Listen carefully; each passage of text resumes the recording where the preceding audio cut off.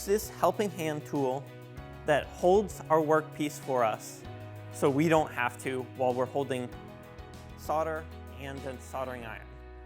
Our solder from before can be quite unwieldy if you have to hold the roll and the solder at the same time. So you can either unspool it enough that you can have it in your hand like this, or you can cut off a small piece.